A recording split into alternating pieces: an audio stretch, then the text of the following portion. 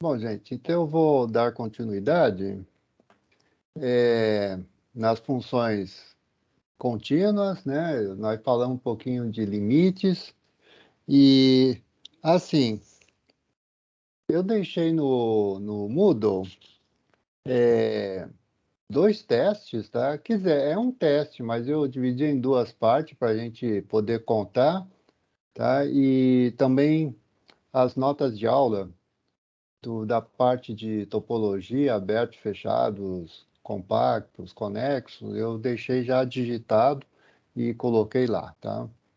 Aí, para esse fim de semana, eu vou fazer uma lista para vocês fazerem alguns exercícios e, e aí na semana que vem a gente faz exercício junto da lista, né? E vamos trabalhar com isso. E sobre essa parte de funções contínuas, hoje eu vou falar sobre as propriedades mais básicas e na aula que vem vou falar sobre a continuidade uniforme, que é vamos falar assim, um enfoque que a gente não estuda no cálculo 1, tá? Então é alguma coisa mais assim interessante, mais diferenciado. Ah, deixa eu só falar outra coisa. O tamanho do PDF tá muito pequeno, vocês querem que aumente um pouquinho ou tá bom assim?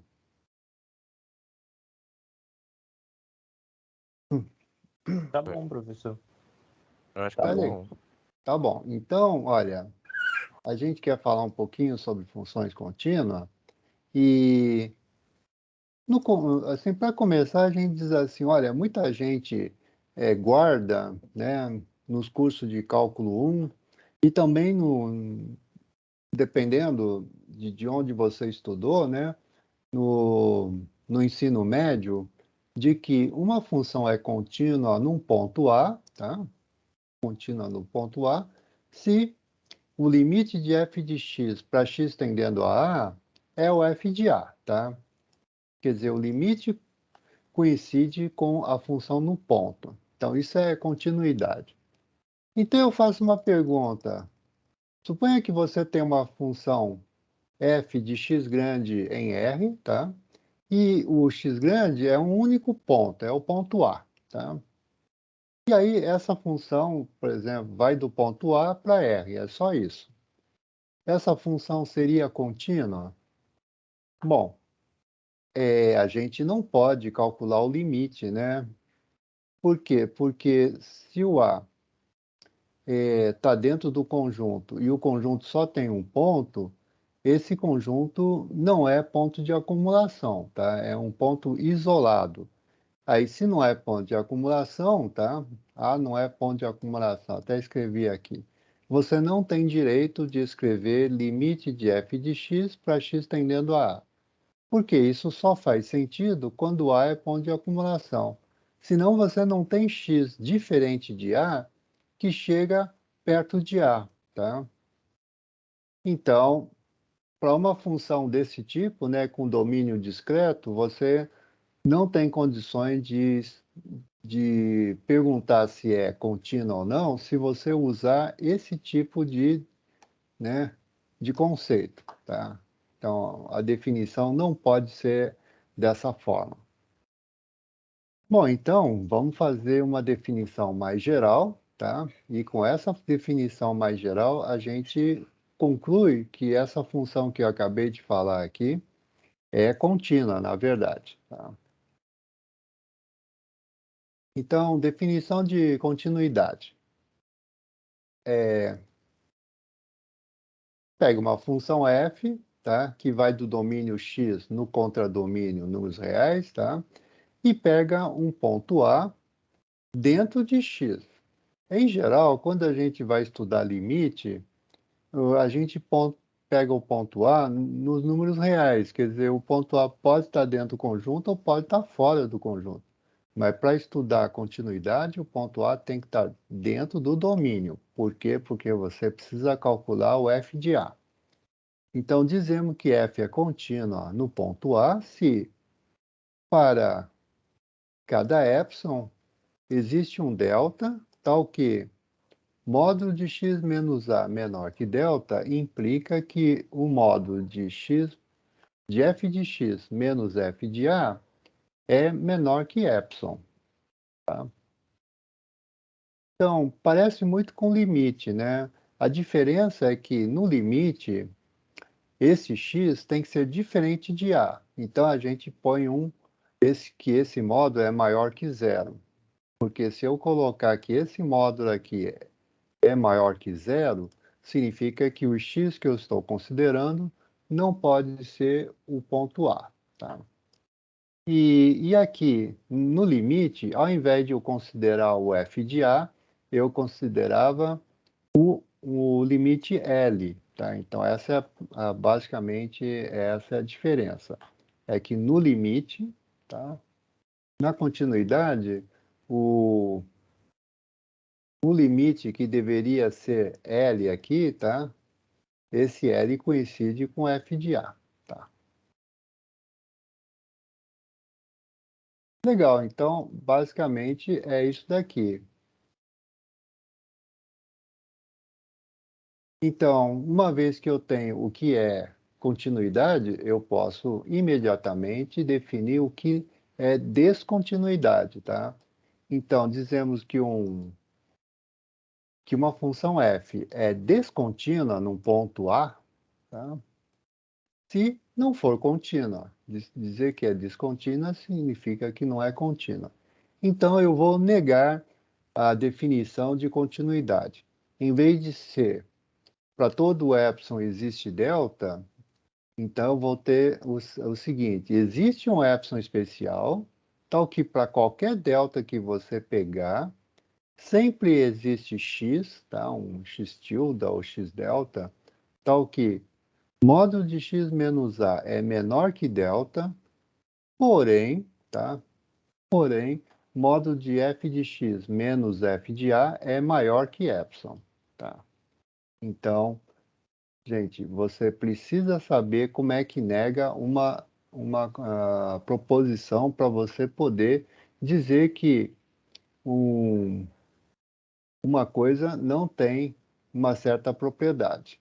Então, gente, deixa eu só fazer a negação olhando para a proposição, tá?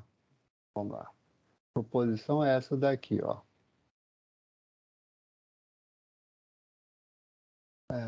Apaguei aqui. Então, gente, ó. A definição de continuidade diz que para todo epsilon existe um delta. Então, se para todo epsilon existe um delta, para você contrariar isso, e isso daqui é uma coisa do tipo P implica que, tá? Para qualquer epsilon, sempre vai existir um delta, tal que P implica que.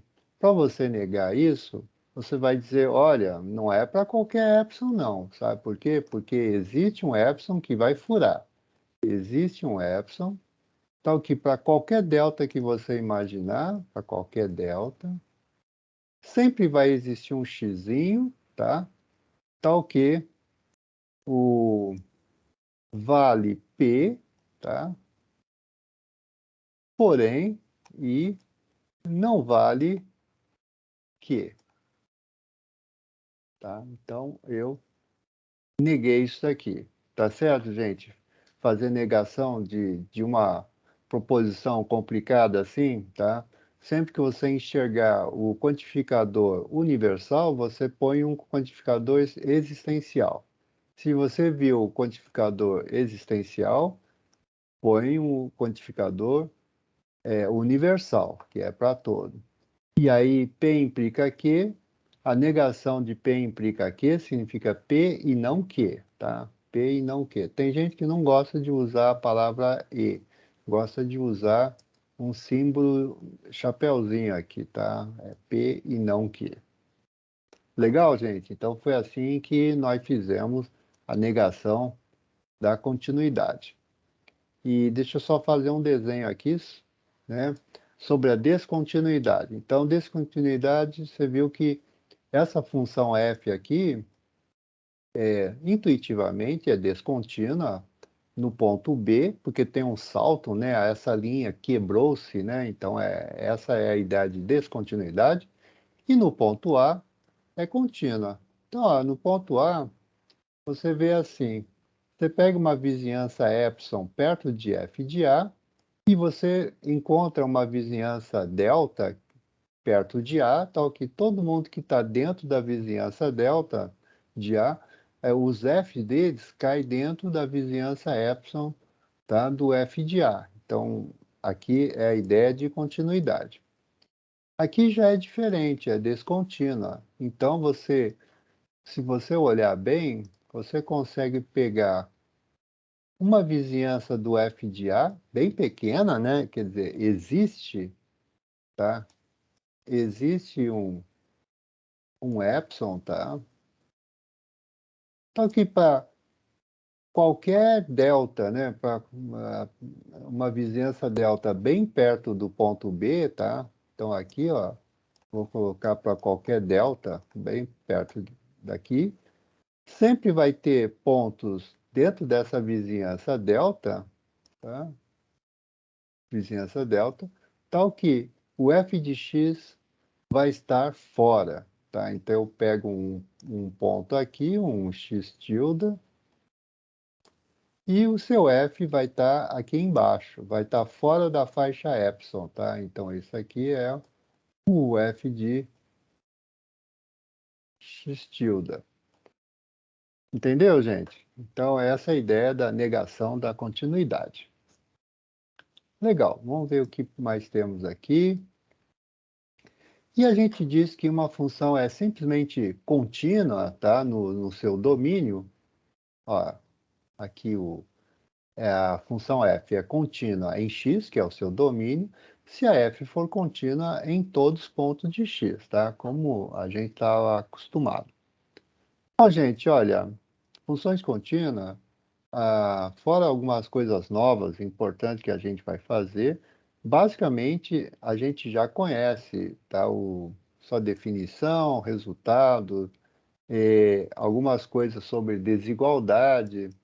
Por exemplo, teorema 1. Você pega duas funções contínuas, tá? E pega um ponto x dentro do conjunto, tá? E suponha que nesse ponto aqui a gente tem que a função f de a está abaixo da função g de a, tá? Então, alguma coisa desse tipo aqui, ó. Você tem uma função g e tem uma função f que em algum lugar aqui, tá? Nesse ponto aqui,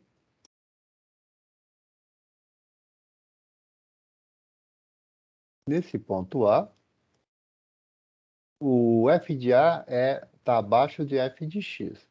Olha, se f de A está abaixo de f de x, é porque tem uma vizinhança aqui, tá? Uma vizinhança delta, perto de A, onde todo mundo, tá? Todos os f de x estão abaixo de g de x.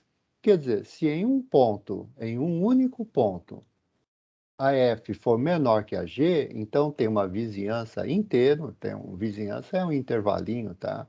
Inteiro desse ponto, né? O intervalo desse ponto, que a função f de x vai ser menor que g de x para todo x dentro desse intervalo. Então, olha, então o teorema diz assim, então existe um delta positivo, tal que f de x vai ser menor que g de x, desde que esse x esteja nessa vizinhança, ó. Gente, é que o conjunto X não necessariamente é um intervalo, pode ser um conjunto, tá? Bem complicado, mas esse conjunto, o X dele interceptado com o intervalo, né? Quer dizer, os pontos estão perto de A, então f de x vai ser menor que g de x. Eu tenho um desenho melhor aqui, ó. Olha só, g de x tá em cima, tá? A f de x está embaixo, e em um ponto, eu sei que a função f é menor que a função g. Então, a conclusão é que existe um delta tal que essa vizinhança de A menos delta, A mais delta, né? Se algum x estiver dentro dessa vizinhança, a gente vai ter que o f de x vai ser menor que g de x. A única coisa que você tem que ter em mente é que o conjunto domínio, né, o x aqui, não necessariamente é a reta real, como na maioria dos exemplos de cálculo 1, não necessariamente esse domínio x grande é um intervalo. Esse domínio x pode ser é, composto de pontos isolados, por exemplo, ou de pedaços de intervalo, tá? Então, a gente não pode falar que o x está no intervalo. O x está, esse xzinho está no intervalo interceptado com o domínio, tá? Então, são os elementos de domínio que estão perto de A. Então, o f de x é menor que o g de x. Em particular, isso aqui é muito importante, tá? Em particular é assim, se você tem uma função contínua num ponto A e você percebeu que no ponto A essa função f não é zero, tá? O f de A é diferente de zero, tá? Então, o que você conclui é que existe uma pequena vizinhança delta, né? A menos delta, A mais delta, tal que todo x do conjunto que está dentro da vizinhança, tá? Você conclui que o f de x tem mesmo sinal, ou é tudo positivo ou é tudo negativo. Vai ter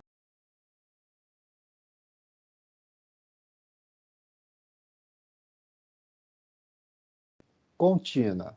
Se ela é positiva num ponto, então existe uma vizinhança do ponto onde ela é sempre positiva, tá? Então, esse é o interesse. E super interessante quando a gente for estudar integrais, por exemplo. Tem até uma demonstração aqui. Então, deixa eu só ver qual é o teorema exatamente. Tá. Esse teorema 1, a demonstração é exatamente análogo a limites. Então, eu vou deixar em branco aqui, mas eu vou provar o corolário, tá? O corolário, então, diz assim, ó. Vou supor que a minha função f é negativo. Eu podia supor positivo, tá? Então, negativo significa que g está em cima e a função f está embaixo. A f de a é negativo e supõe que a função f de x seja identicamente zero, tá? Então, pelo teorema 1, deve existir uma vizinhança delta, tal que o f de x é estritamente menor que g de x, tá? Olha, então eu percebi que se a função f é negativa num ponto, ela tem que ser negativa numa vizinhança, tá? Então esse é o corolário 1. Agora, agora vem um corolário 2 muito importante quando você vai fazer teoria. Então, esse tipo de teorema você vai usar muitas vezes, sobretudo em aplicações tipo teoria da medida, análise funcional, geometria diferencial e, de vez em quando, em algumas equações diferenciais parciais, tá? Então, o teorema diz o seguinte, deixa eu pegar um azul aqui. Pega uma função contínua de x em R, tá? Gente, novamente, esse x não necessariamente é a reta toda, nem em geral é um intervalo. Pode ser assim, pedaços de intervalos, pontos sozinho, tá? Então, o x pode ser bem complicado. Então, pega uma função f de x grande em x, contínua, e aí você pega dois conjuntos. A gente vai falar sobre esse tipo de conjunto. O conjunto y é todo x de x, tal que f de x é menor que uma constante c. Tá? Legal. E o conjunto z é parecido, é todo x do meu domínio, tal que o f de x é menor ou igual a c, tá? Então, o que a gente vai falar em geral, que esse tipo de conjunto y tem que ser um conjunto aberto. E o conjunto x, tá? Que são os pontos cuja imagem é menor ou igual a um C, deveria ser conjuntos fechados, tá? Então, mais precisamente, o teorema diz assim: se o x grande, se o conjunto, se o domínio x é um conjunto aberto, então o y é aberto, tá? Y é aberto. Se por acaso o conjunto x é fechado, então então, esse conjunto Z, que tem menor ou igual, tá? Ele é fechado, tá? Então, essa é a ideia para você falar sobre o conjunto de pontos do domínio, cuja imagem é estritamente menor que C. Então, esse é um conjunto aberto. Conjunto dos pontos do domínio, cuja imagem é menor ou igual, né? Pode ser menor ou igual a uma constante, tá? Um certo número, então esse conjunto vai ser fechado. Claro, a gente fala assim quando o domínio for números reais, porque números reais é aberto e fechado, mas em geral, tá? O y vai ser aberto se o x for aberto, tá? Se x é fechado, então z é fechado. É isso que a gente quer provar.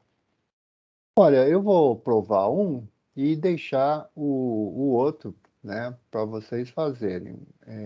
Vamos fazer assim. Eu vou provar o primeiro aqui. Tá, eu vou provar o primeiro. Provar que o y é aberto. Então, para provar que é y aberto, eu pego um ponto yzinho do conjunto y, tá? E vou mostrar que esse ponto é ponto interior de y. Então, se eu conseguir mostrar que todos os pontos do conjunto são pontos de interior, isso significa que o conjunto é aberto, tá? Então, legal. Peguei um ponto yzinho, né, dentro do conjunto y grande. Logo, né, o que eu posso dizer que deixa eu ver, é aberto, né? Então, se o y está no y, o y é que o correspondente f de x é menor que c, tá? Vamos lá. Então, existe uma vizinhança. Gente, olha, o que eu estou dizendo,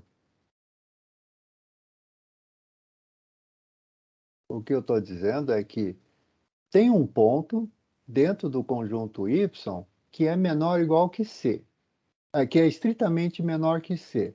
Aí, pelo teorema anterior, se um ponto é estritamente menor que c, é porque tem uma pequena vizinhança onde todos os f de x é estritamente menor que c, tá? Essa era aquela ideia de monotonia, tá? Então, existe um intervalo yi, tal que todo y dentro de x inter yi está contido dentro de i, tá? E pronto, então, o que eu quero dizer está aqui, ó. Eu peguei o y aqui, esse y é menor que c, então tem um espaço bem grande aqui, tá? Aí eu pego um intervalo perto do y, aí eu concluo que todo mundo, toda a imagem vai estar por aqui, vai estar estritamente menor que c, tá?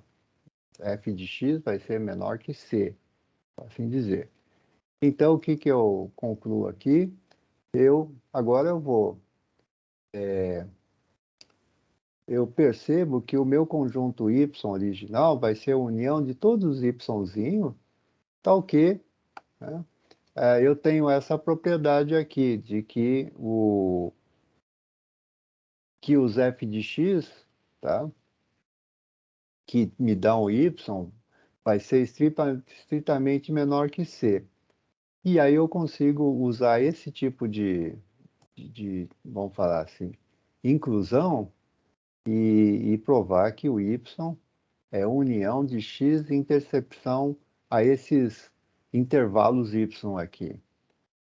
E como o x é aberto, tá? X é aberto, e y é aberto também, a intersecção de dois abertos é aberto, tá? Então, portanto, y grande é aberto por ser união de dois abertos. Gente, a ação ela não é trivial, tá? Por quê? Porque a gente a gente trabalha com desigualdade e continuidade, tá? E trabalha com a imagem e domínio, tudo misturado, tá certo? Então eu gostaria que vocês dessem uma lida melhor no meu texto aqui e comparar com o do livro, tá certo? Então eu deixo para vocês revisar isso aqui em casa. Bom, gente, agora a gente chegou num teorema do tipo importante para fazer contas, importante para você ter intuição, tá? Então chama-se limite sequencial ou continuidade sequencial. Eu vou misturar a ideia de continuidade com a ideia de limite, tá? Então ele diz assim: você tem uma função f de x em R contínua, tá? Então, essa função vai ser contínua se e somente se, sempre que x aproximar de A, o f de xn convergir para f de A. Tá? Então, xn tende para A, implica que o f de xn tende para f de A. Tá? Então, essas duas condições são equivalentes. Tá? A função é contínua, se e somente se, tá? Xn tende para A, implica que o f de xn tende para f de A. Gente, é claro, né? Deixei implícito aqui, porque o xn entrou dentro da f, né? Você está calculando a f no xn, você vai calcular a f no A. Isso significa que o xn, tanto xn, a sequência, quanto o limite ponto A, são elementos do meu domínio, né? Porque caso contrário, eu não posso escrever o que é f de xn e o que é f de A, tá? Então, isso aqui, a gente já tinha feito um teorema exatamente igual para limite de funções. Lá no limite de funções, a única coisa que mudou é que você dizia assim: a f de x tem limite L, se xn tende para A, o f de xn tende para L. Você chegava aqui e trocava por L, tá? Então, exatamente a mesma demonstração a gente não precisa refazer aqui, né? Só fazer igual, trocar a letra L pela letra F de A, né? Pela palavra F de A. Então, agora tem um corolário, tá? Então, a partir daí, a gente pode demonstrar o seguinte: pega duas funções contínuas no ponto x igual a, então, a função soma e a função produto são contínuas, tá? E além disso, se a função g é contínua e não se anula num ponto A, significa que o quociente f por g é contínua em x igual a A. Gente, olha, a gente já sabe, né?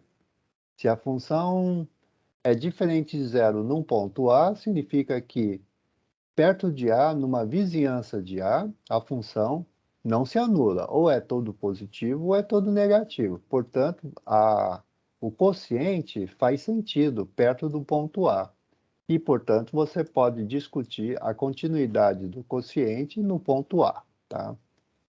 Então, isso daqui você não precisa mais provar com épsilons e deltas. Tá? Você pode provar usando sequências. Tá?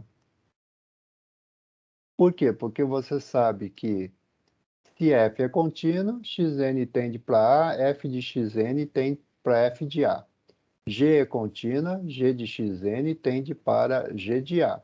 E aí você sabe fazer soma de sequências, né, limite de sequências, e então você concluiu que esse corolário também é verdadeiro, tá? Deixa eu ver se eu faço alguma coisa antes. Eu quero rabiscar deixa eu pegar um espaço aqui. Gente, olha, eu quero mostrar que f mais g é contínua, tá? Mas eu não quero mostrar usando sequências, usando um monte de teoremas, tá? Eu quero mostrar a partir do nada, só usando épsilons e delta, tá? Por quê? Porque isso faz parte. Uma coisa é você fazer uma teoria matemática e tem uma sequência de teoremas, e aí, como conclusão ou consequência de certos teoremas, você tem corolários que muitas vezes te dá uma propriedade interessante. Mas o grande lance é que uma propriedade interessante, que é corolário de alguma coisa técnica, às vezes você não sente o sabor desse resultado. Você precisa fazer uma demonstração independente, né, para você sentir toda a força. Então, vou mostrar que a soma é contínua sem nenhum teorema anterior, só usando a definição. Então, a definição diz assim, dado epsilon positivo, tá? O que você sabe? Pelo fato de f ser contínua, existe um delta1, tá? Um delta1 ou delta-f, tá? Tal que x menos a menor que delta1 implica que, por exemplo, f de x menos f de a menor que epsilon sobre 2. Aí fala, mas de onde apareceu epsilon sobre 2? É que quando você me deu epsilon, na minha cabeça eu pensei, epsilon sobre 2. Aí eu olhei para o epsilon sobre 2 e descobri que tem um delta1 aqui, tá? Analogamente, vou pegar um verde aqui.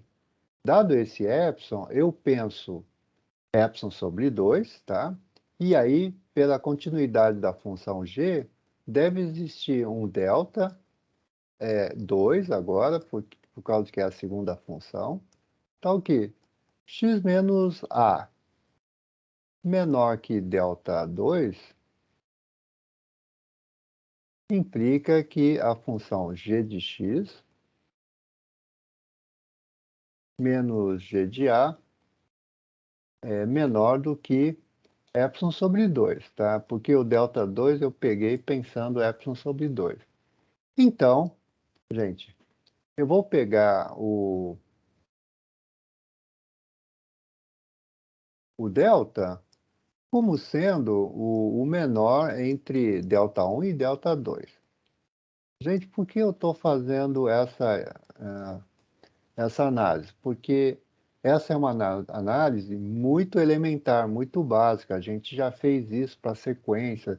Então, isso tem que estar assim, guardado dentro de nós como método, tá, de raciocínio para soma e, sobretudo nesse caso, é para soma de propriedades que têm ideia de limite. Então, eu pego um delta, que é o menor entre delta1 e delta2, significa que, quando eu falo que x menos a é menor que delta, vale x menos a menor que delta1 e também x menos a menor que delta2, vale as duas coisas. Então, com esse delta aqui, tá? O que eu concluo? Eu concluo que se x menos a for menor que delta, então vale A e B.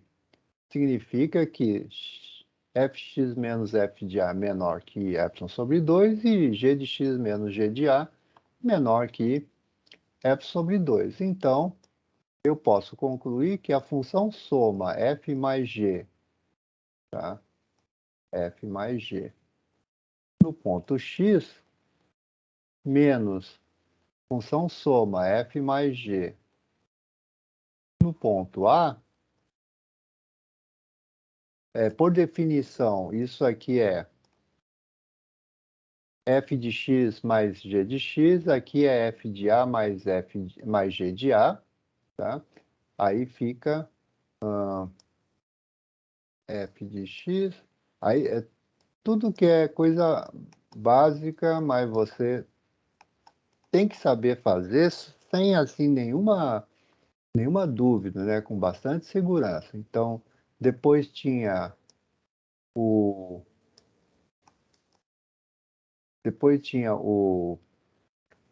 menos função g, né, de A, mais a função g de x. Então, aqui tem g de x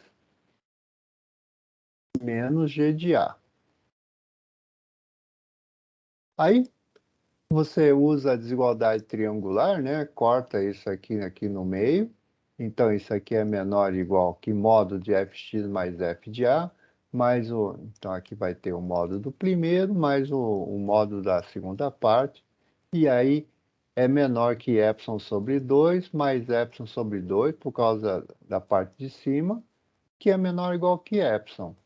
Então, finalmente, você provou que para cada epsilon que você sempre consegue achar um delta, tal que x menos a menor que delta implica que o f mais g de x menos f mais g, né, a função soma de A, é menor que epsilon. Tá legal? Então, não usei nenhum teorema, só usei definição.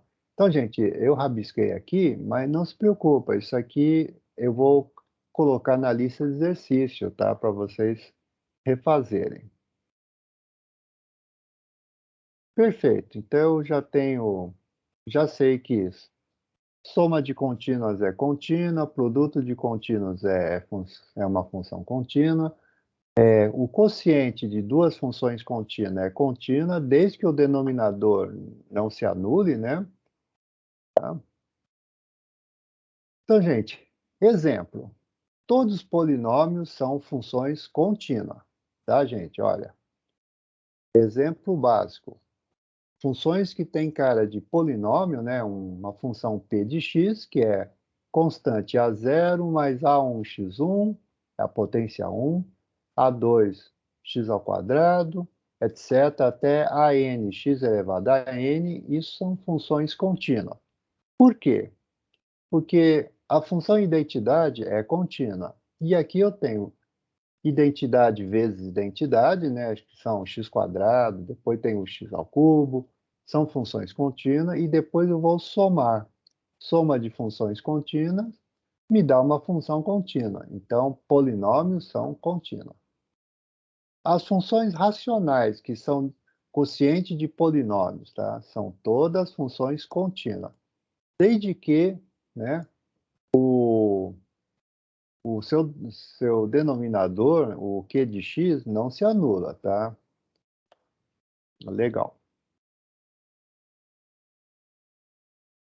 Agora vem mais um teorema clássico, né, que eu só vou mencionar aqui, que é a continuidade da função composta, tá?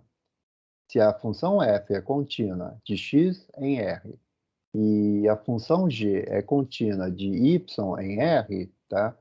E se a gente souber que a imagem da função f está contido dentro do y, então eu posso fazer a composta, tá? Eu faço a composta g bola f. G bola f, tá?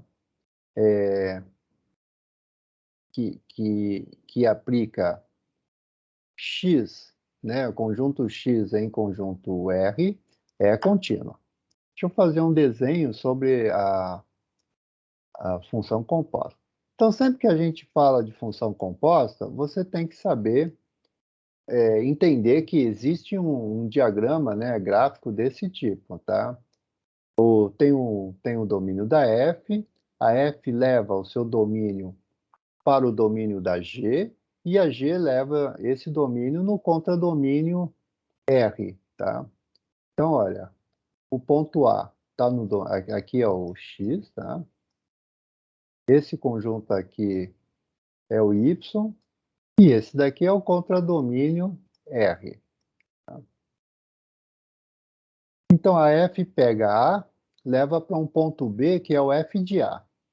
Aí a função G olha para esse ponto B, tá, que é o F de A, e leva para G de B, que em termos de composta, G de B vai ser G bola F de A. Então, isso aqui é o G bola F de A.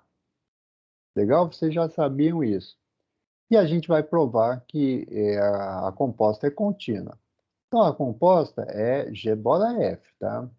Então, você, dado um epsilon aqui na chegada, tá?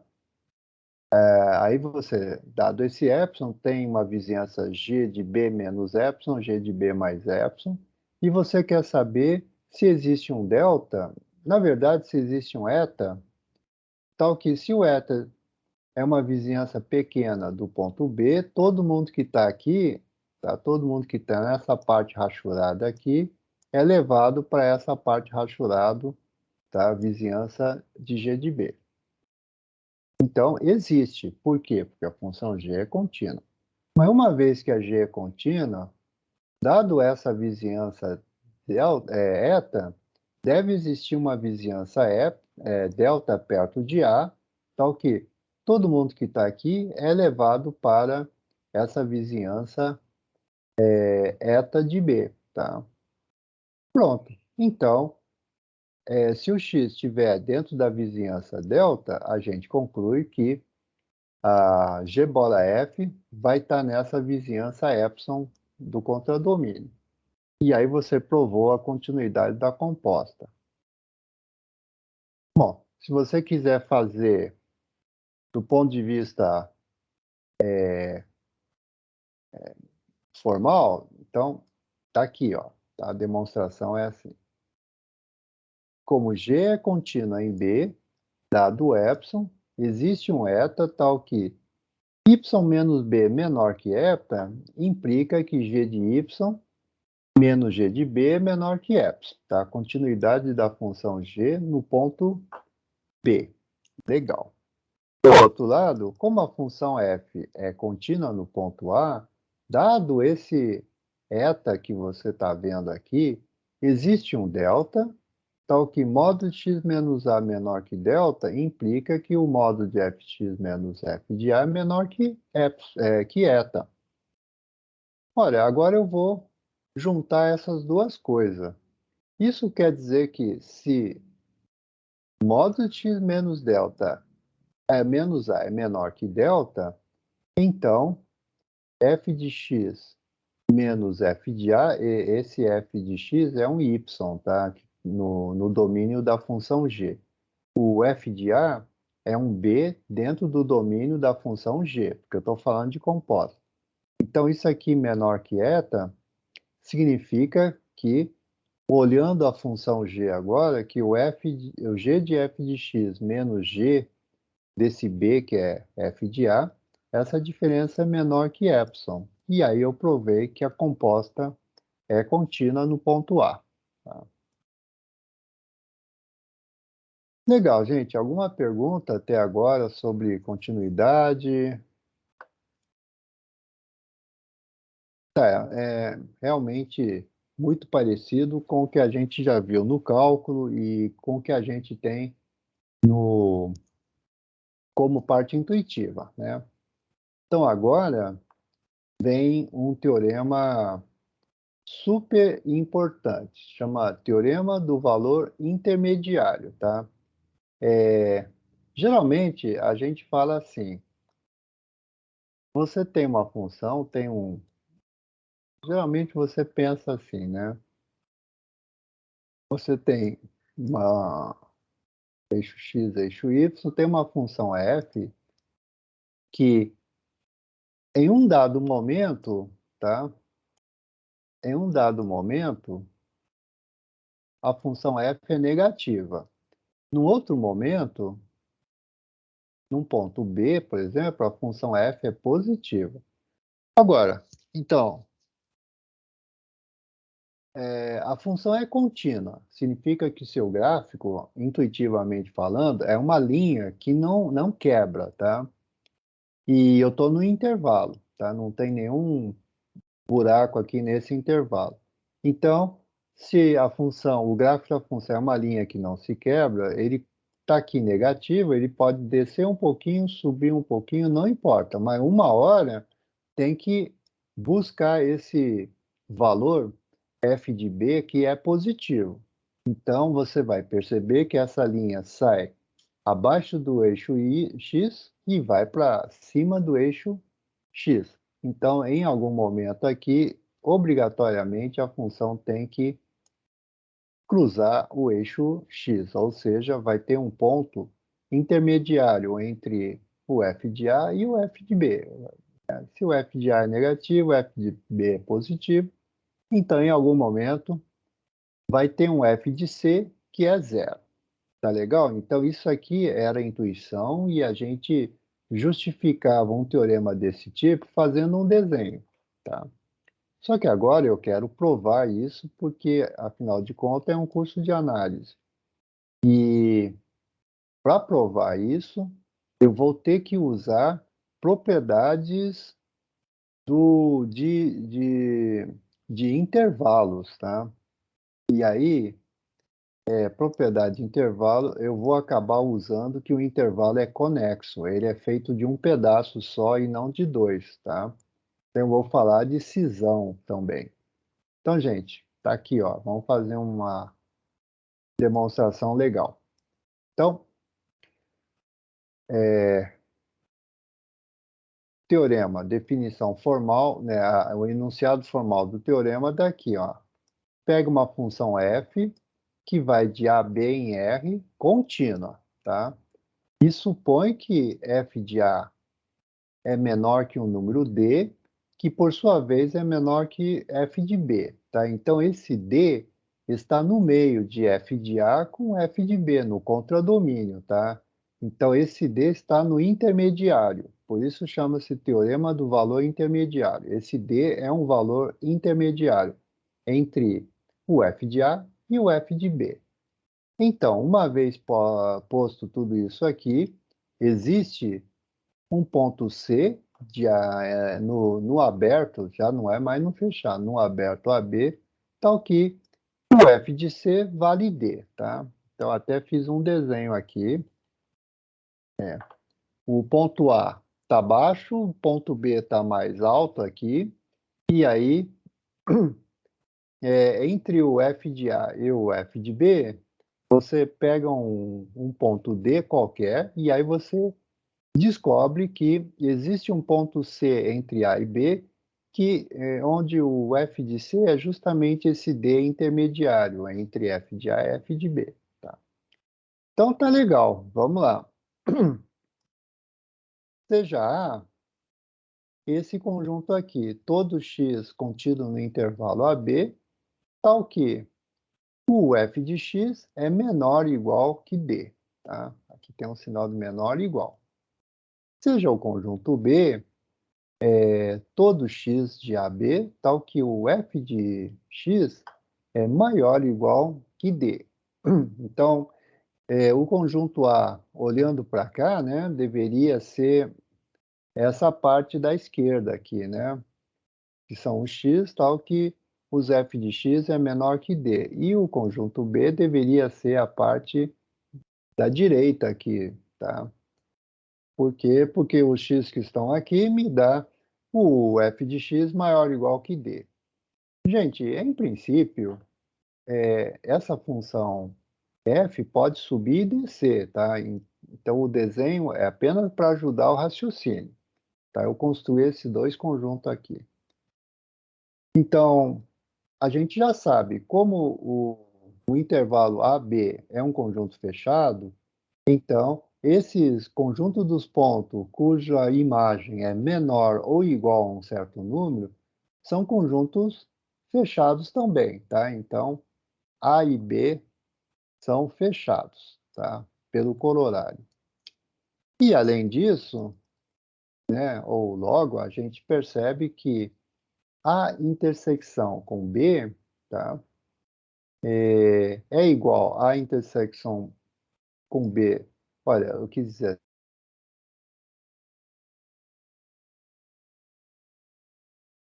Por quê? Porque A é igual ao fecho de A, já que o A é fechado. E essa intersecção é a mesma coisa que A interceptado com o fecho de B.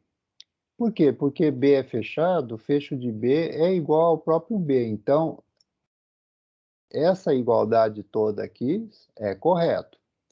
E, além disso, A união com B tem que ser o intervalo todo, AB. Por que eu estou falando assim? Eu dividi o intervalo em duas partes. Nos pontos x, que o f de x é menor ou igual que d, e nos pontos x, onde f de x é maior ou igual a d. Tá? Então, os pontos x ou está dentro de A ou está dentro de B, e portanto, ou pode estar dentro,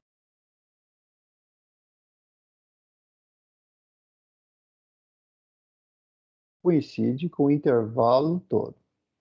Então, agora a gente tem dois casos. Tá? A gente tem o caso em que o intervalo é vazio, perdão, a intersecção é vazia ou a intersecção é não vazia. Bom, se a intersecção é não vazia, então existe um ponto C dentro da intersecção onde o f de C é esse valor D, tá? Porque no ponto A, o f de C é menor ou igual que D. No conjunto B, o f de C é maior ou igual a D, tá?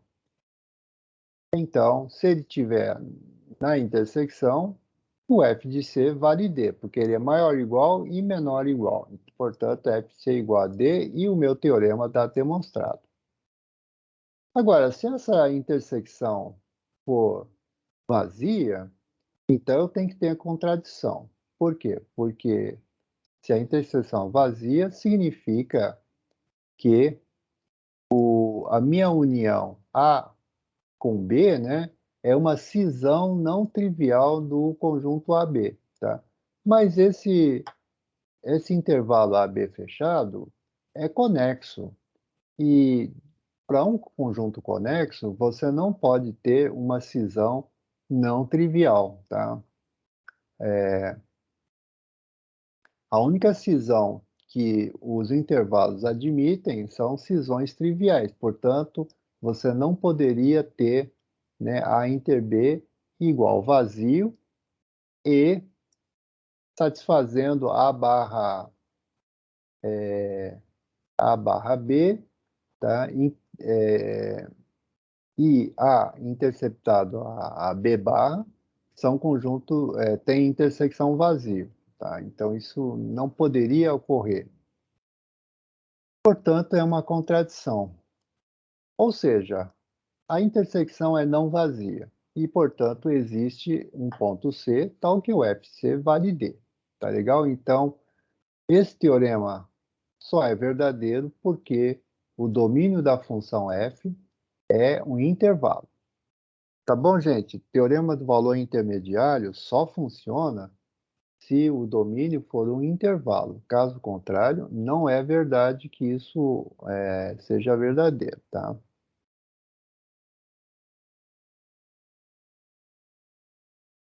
Bom, então, outra coisa, um corolário, ele diz assim, ó, seja f de r, olha, a reta toda é um intervalo infinito, então tá valendo. Seja f de r e r contínua, então f transforma intervalos em intervalo. Gente, então esse teorema é importante, diz assim, uma função contínua quando é definido em cima de um intervalo, o seu contradomínio, na verdade, a sua imagem vai ser um conjunto do tipo intervalo também, tá? Então, a gente demonstra isso usando o teorema do valor intermediário, né? Dizendo que, se não fosse intervalo, teria alguém intermediário ali que não seria correspondido, e, portanto, seria um absurdo pelo fato da função ser contínua, tá? Não, mas você precisa fazer uma demonstração formal, né? Então, seja I um intervalo. Aí eu vou aplicar a função f em cima de I, tá? Aí eu vou pegar um conjunto x grandão aqui, vai ser todo todos y. Não preciso, eu vou usar direto como está escrito aqui, sai mais limpo. Então, seja alfa o ínfimo do contradomínio, tá? da imagem, o ínfimo de f de x com x no domínio. E beta vai ser o supremo de f de x com x no domínio. Deixa eu fazer melhor aqui, tá?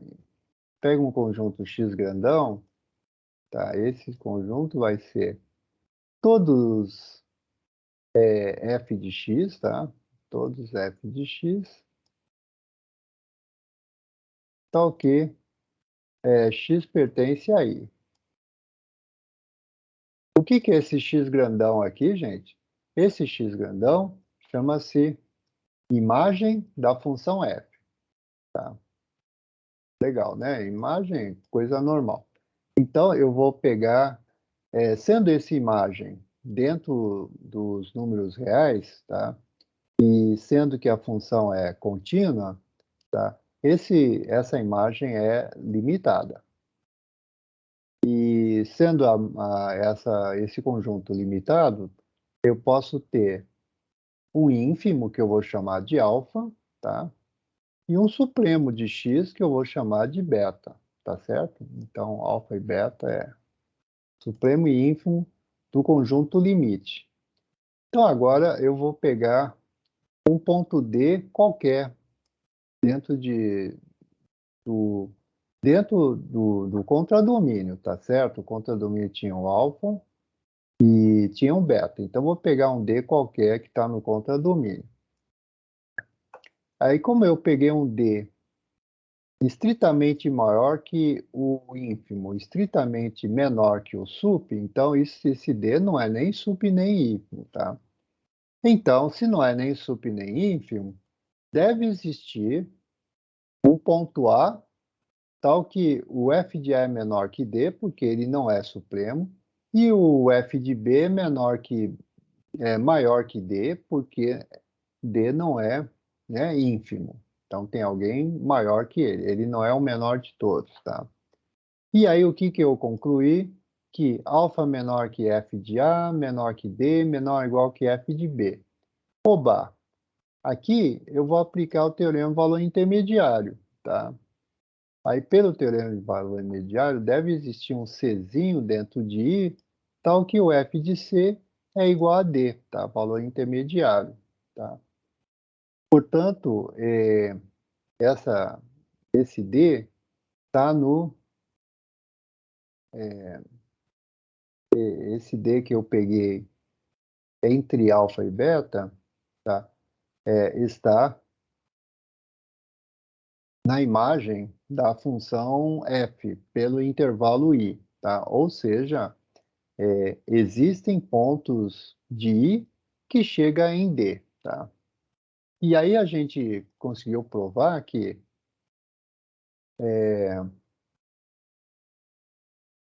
para qualquer subintervalo que você pegar dentro da imagem da minha função, tá? A imagem da minha função eu tinha chamado de x grandão lá em cima, tá?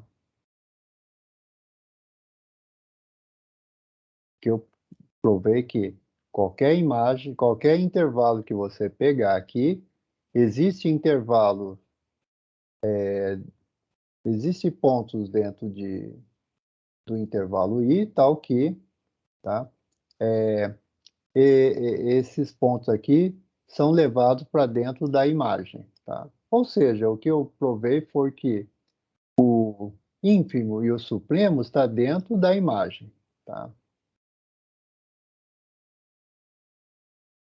Então, esse é um aspecto. Aí o segundo aspecto é que, por outro lado, o meu conjunto imagem, o conjunto imagem está no contradomínio, é limitado, ele tem um supremo beta e tem um ínfimo alfa. Então ele está dentro do conjunto fechado alfa-beta. E depois, o conjunto aberto, intervalo aberto, alfa-beta, está dentro dele. Então, na verdade, o que eu provei é que só concluir numa linha só, tá? Alfa-beta está contido em F de I, F de I é a imagem, tá? Que está contido no fecho de alfa-beta. Gente, tem um conjunto que contém um intervalo aberto e está contido no mesmo intervalo, só que fechado. Então, que tipo de conjunto eu tenho? Esse tipo de conjunto ou é o intervalo aberto, ou é o intervalo fechado, ou é o intervalo semiaberto, aberto de um lado, fechado do outro, tá? Portanto, o f de i, o que a gente provou é que o f de i é um intervalo, tá? Então, com o auxílio do teorema valor intermediário, a gente percebe que uma função contínua leva intervalos em intervalos, tá? Todas essas demonstrações são razoavelmente simples, porém elas não são triviais, porque usa supremo, usa ínfimo, usa teorema valor intermediário, usa muitos conceitos ao mesmo tempo, tá? Sem falar que usa também uma visão geométrica, né, do seu problema, tá certo? Então, gente, para você, digamos, para você estudar essa matéria, então você precisa, né, saber enunciar esses teoremas importantes, porque aí você assimila o conceito. O que que faz a função contínua? Aí você fala, uma das coisas é levar intervalos em intervalos, tá? Se o domínio é intervalo, a imagem é um intervalo, tá? Como é que prova? Aí você vai provar usando, colocando a imagem dentro de um intervalo alfa-beta, onde alfa é ínfimo, beta é o sup da imagem, tá? E aí você usa teorema valor intermediário e mostra que entre alfa e beta, todo mundo é correspondido. Portanto, o intervalo aberto alfa-beta está dentro do domínio, que por sua vez está dentro do intervalo fechado alfa-beta. E aí, portanto, a imagem, né, que eu quis dizer é a imagem, e a imagem é um intervalo. Gente, precisa, faz parte, né, assim, do combinado do curso de análise, é que a gente, depois de ver a demonstração do professor ou do livro, você vai lá e faz a sua demonstração sem olhar o livro, tá certo? Então, isso aqui faz parte, né, do procedimento de um curso de análise. Bom, gente, isso aqui, vamos lá. Seja um intervalo i, um intervalo, e aí seja a função f de i em j, contínua e inversível. Gente, olha, aqui a gente colocou i e j pelo seguinte, se o domínio é intervalo, a sua imagem também é intervalo, a gente acabou de demonstrar isso, tá? Porque a função é contínua. Mas agora suponha que a função é inversível também. Então, a sua inversa, a g de ji, também é contínua, tá? Então, esse é um teorema de cálculo 1, que não vou provar aqui, porque ele não é difícil, mas existe o próximo teorema é não trivial. Então, isso aqui eu só estou lembrando. Quando a função trabalha com intervalos, tá? Ou a reta toda, se uma função é contínua e inversível, a sua inversa é contínua. Pronto, tá? Função contínua, inversível, tá? Se o domínio é um intervalo, tá? A sua inversa é contínua. Legal.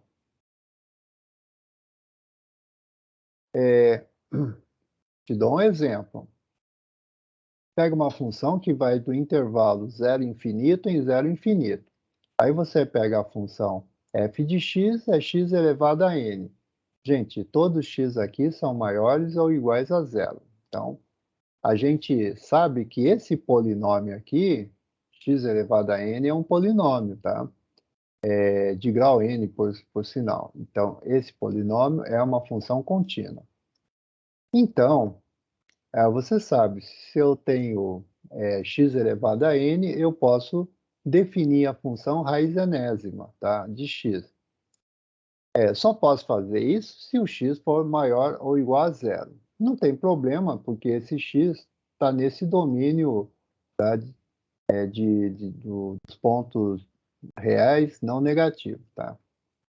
Então, a gente pode concluir que a raiz quadrada, aliás, a raiz enésima, é uma função contínua. Por quê? Porque eu tenho intervalo para intervalo, eu tenho que a f é contínua, raiz quadrada sendo a inversa, né? Então, essa função inversa vai ser contínua também pelo teorema que a gente acabou de enunciar aqui. Tá? Então, agora, a observação super importante é o seguinte: um exemplo não trivial e importante. Até coloquei aqui cuidado, tá?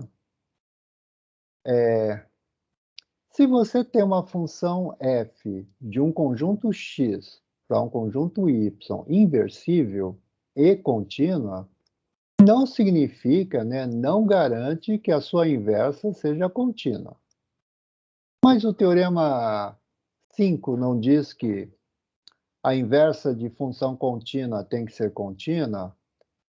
Sim, com uma vírgula. O teorema 5 diz que a inversa de uma função contínua, quando tiver a inversa, né? A inversa de uma função contínua é contínua desde que o domínio da função original seja um intervalo. Ou seja, eu estou trabalhando de intervalo para intervalo, tá? Se não for intervalo para intervalo, esse teorema é falso, tá? Existem funções contínuas, inversíveis, e que a inversa é nitidamente descontínua, tá? Então, gente, ó, vou te dar um exemplo aqui.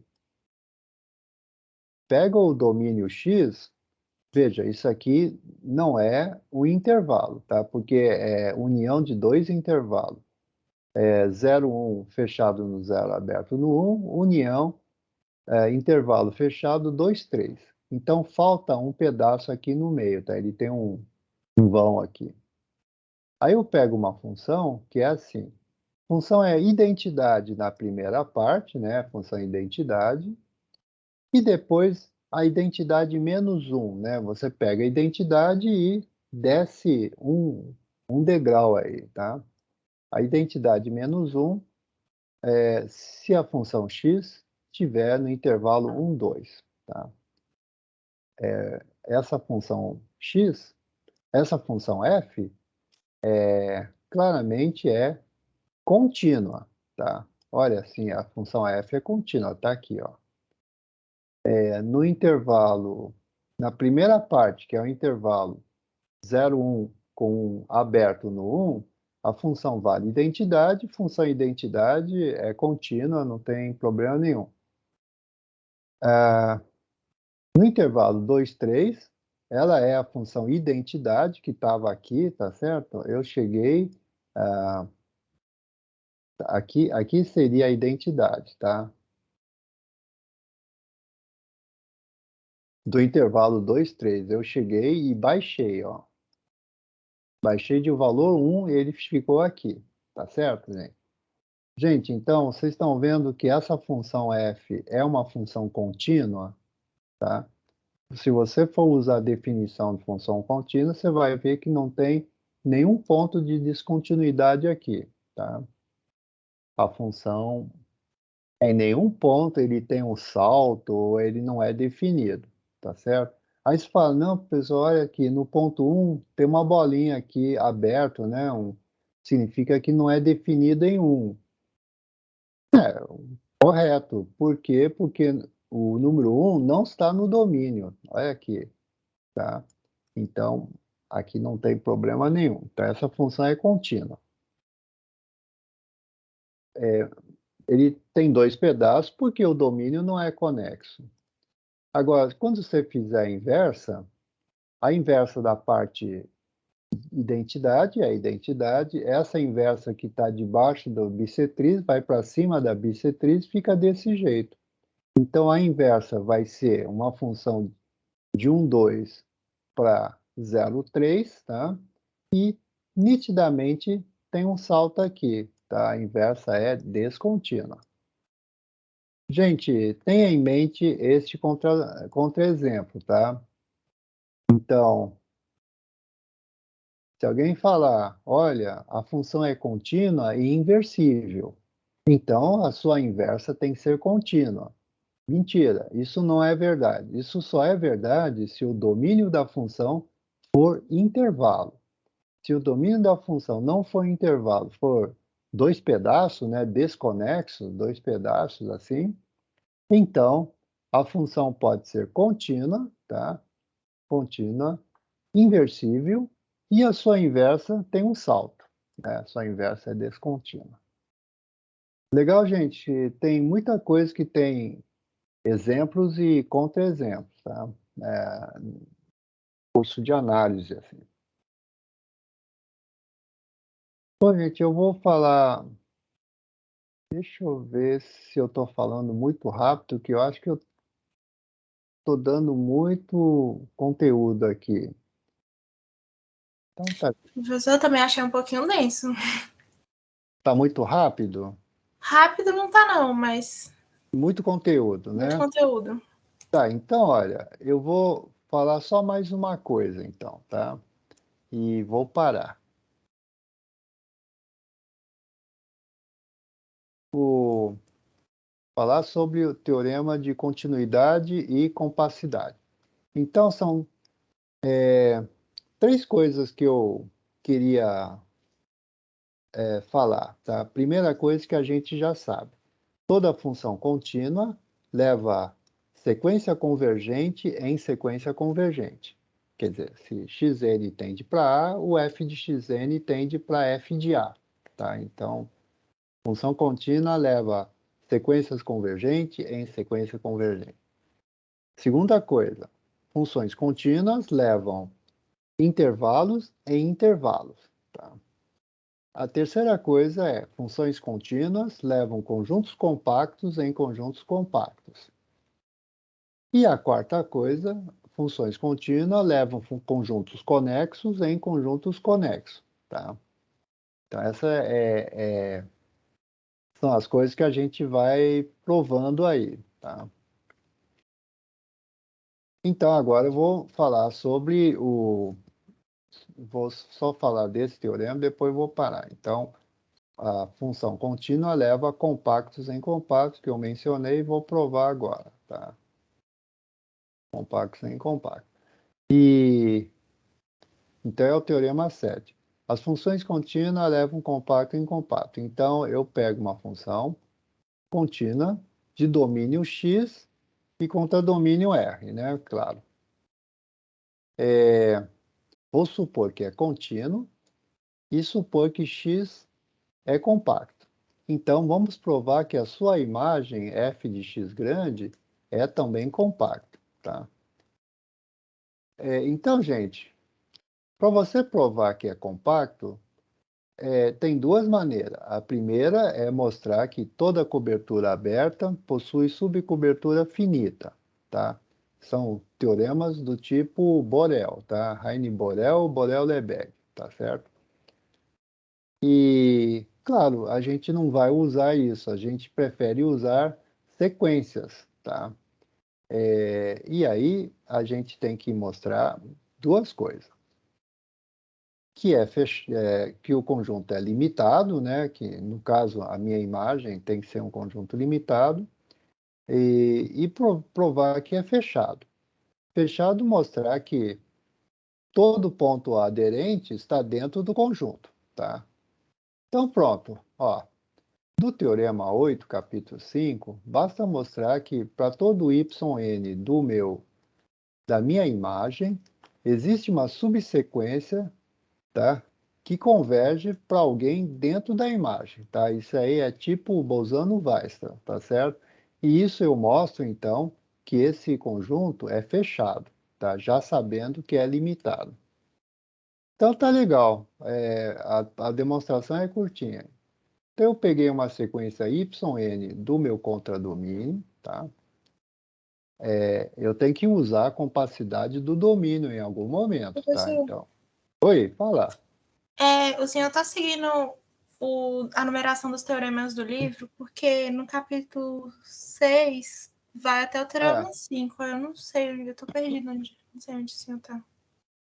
Eu estou no capítulo 5, tá? Que é sobre abertos e fechados, compactos. Ok, obrigada. Porque eu vou usar um resultado só. Tá? Então, esse resultado diz que, para eu provar que é um compacto, basta mostrar que toda sequência possui subsequência que converge dentro do conjunto, tá? Então, é isso que eu vou fazer. Então, eu peguei uma sequência, yn no meu conjunto imagem, aí vou mostrar que essa sequência aí, yn, converge para alguém dentro da imagem, tá? Olha, mas se yn está na imagem, é porque tem xn no domínio, tal que o f de xn me dá o yn, tá? Estava na imagem, então tem correspondentes no domínio. Porém, o conjunto X é compacto. Ora, se o conjunto X é compacto, então a sequência xn possui uma subsequência que converge para dentro do conjunto, tá? Um ponto A, tá? Dentro do conjunto.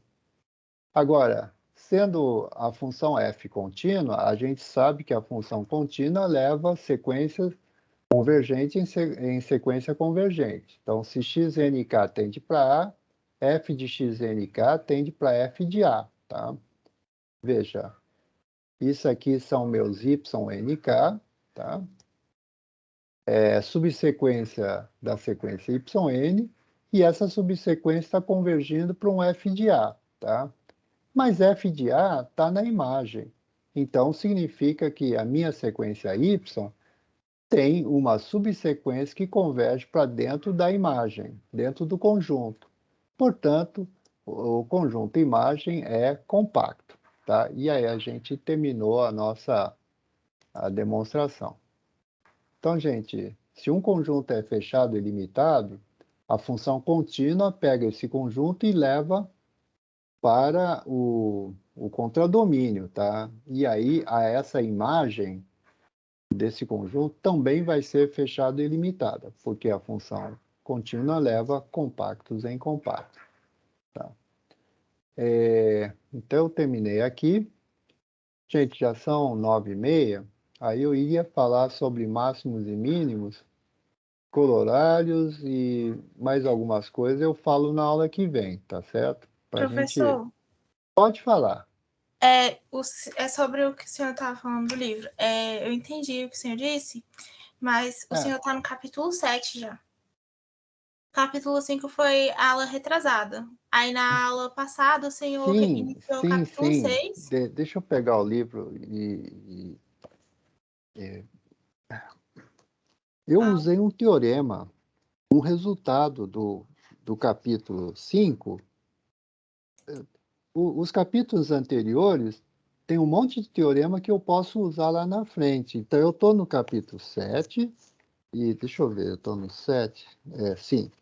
E aí usei um teorema do capítulo 5, que diz Ah, não, assim: entendi.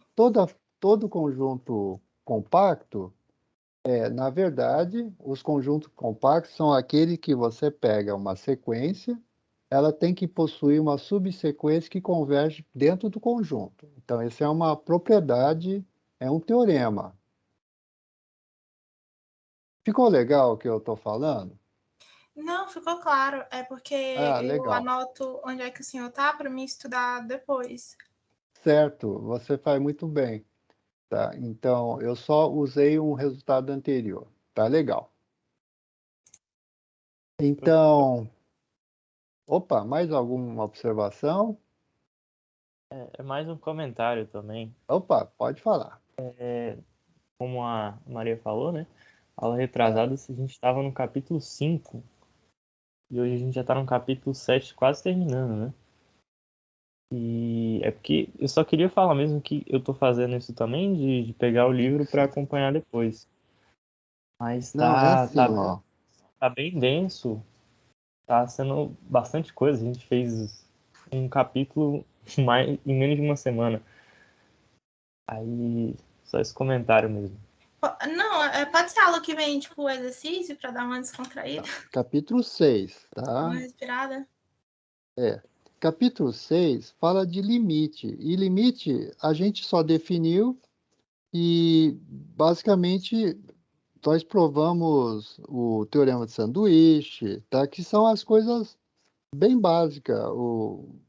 Eu não preciso gastar 3 aulas para falar sobre o limite de uma função, sabe? Então, o capítulo 6 era curtinha, tanto é que a nossa aula não demorou muito e acabou, tá? Então, percebe? Porque não tem conteúdo, era só basicamente definição, comparar limite com sequência, fazer o sanduíche e dizer que o limite não destrói a desigualdade, tá? Ela preserva a desigualdade. Então, essa foi a aula passada, tá certo, gente? É Ah, o tá certo, capítulo professor. 6. É curtinho, o capítulo 6 não tem muito conteúdo. E aí, hoje eu comecei com o capítulo 7. Ok, Pessoal, tranquilo, tá? tranquilo. Tranquilo. E a gente vai fazer o capítulo 7 em 2 ou 3 aulas, tá? Hoje foi a primeira, tá certo? Nós vamos fazer isso tudo bem cadenciado. Tá certo, aqui bateu um desespero, professor. Mas bateu desespero pela quantidade, tipo, não porque ficou sem entender, porque tem que revisar também, né? Tem que Professor, revisar. É. a Sim, sim, próxima fala. prova, ele vai até o capítulo 8, que são 3 provas, né? A Vai dar tempo próxima de 3 prova, provas? na semana que vem, eu termino a parte de continuidade e a parte de derivadas, ela é curtinha também, porque o... Não, não é bem curtinha, porque derivadas eu tenho 2 teoremas importantes, que é o teorema do valor médio de Lagrange, tá? Que é importante, e tem mais alguns teoremas de monotonia, tá? Que é os pontos de máximos e de mínimos locais. Então, terminando isso, a gente faz uma prova de funções, tá? Então, essa prova vai ter,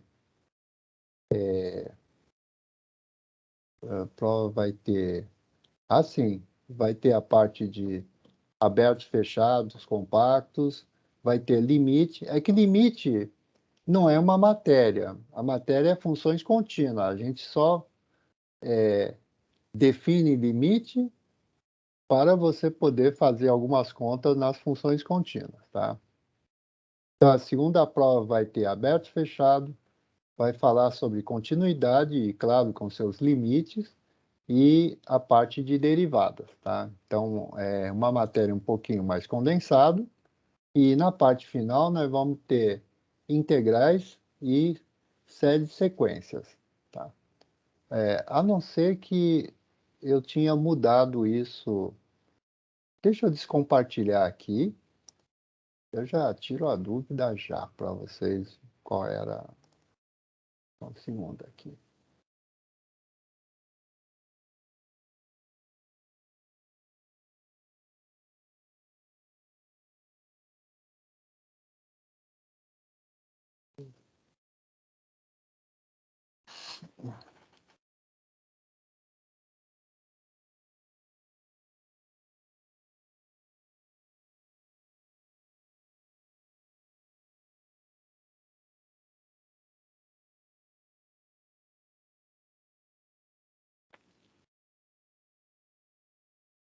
Bom, gente, então essa é a, a divisão. Então, a prova 2 tem a parte de conjuntos abertos e fechados, tá? A parte de limites e continuidade e derivadas, tá? Então, E ela seria na primeira ou na segunda semana do mês que vem? podemos ir estender um pouquinho mais para frente, adiantar um pouquinho. A gente não marcou a data com muita antecedência, né? Então, não tem problema. Vocês têm alguma, tá com alguma, estão preocupados com alguma coisa, gente? Me falam. As disciplinas que tem 3 provas, a semana de Aham. prova delas é semana que vem. Não a minha, tá? A gente vai puxar um Eu pouquinho sei que mais o para frente. calendário seu tá mais tranquilo, mas eu tô falando assim, em geral, quando for dividir, entende? Os professores dividiram para semana que vem. Querem fazer prova semana que vem? Não, Aí eu tenho que parar a matéria agora. não, professor, não foi isso. Eu tô Terminar falando aí. que você perguntou, né? Como é que a gente tá, se a gente tá apertado. Eu tô falando que semana que vem tá apertado, tem muita prova. Não tô Hum, discutindo, professor. por- Agora Opa, foi. tá legal. Então, o que eu queria dizer é o seguinte: a matéria, do jeito que eu estou falando assim, ele não está atrasado porque eu consigo terminar a matéria dentro do prazo. Mas aí eu tenho que encaixar as provas e a prova não precisa ser exatamente no meio da semana, no meio do mês, pode ser um pouquinho mais para frente, tá certo? Quando você acha melhor. Tranquilo.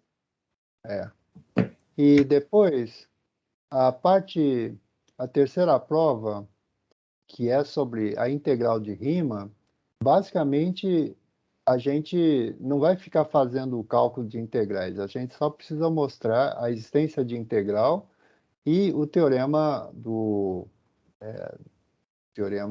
fundamental do cálculo. Então, esses são coisas que eu posso fazer numa aula só, tá? Por quê? Porque o cálculo é dividido em duas partes. Uma parte que é fazer contas, que é cálculo 1, e uma parte que é mostrar a existência da integral com toda, vamos falar, assim, com todos os detalhes, tá? E isso aí a gente faz no curso de análise e também prova o teorema fundamental do cálculo. E a parte mais importante do final do curso seria a parte de série de funções, tá? Que é um pouquinho mais sofisticado, mas basicamente a gente vai falar de que a continuidade uniforme tem um papel importante, tá? Então, gente, Professor, opa, pode falar. tudo bom? Os testes 3 e 4 já são com relação ao segundo módulo, né? Certo. Sim, eu só queria questionar o senhor, porque na prova anterior, eu tentei até contato com o senhor pelo Teams, né? Hum, É porque eu acabei atrasando um pouquinho na entrega do material da prova anterior. Aí eu tentei contato com o senhor, mandei mensagem, até acho que foi até e-mail, até tentei ligação, porque eu não consegui, realmente tive um qual é? problema. Fernando Santos Soares. Pois Aí eu, sim, eu estou vendo você. Pode falar. sim, aí eu tive um problema, né? Eu até mandei um e-mail, tipo, antes do prazo final, né? Para a gravação, que aqui não é aula, né?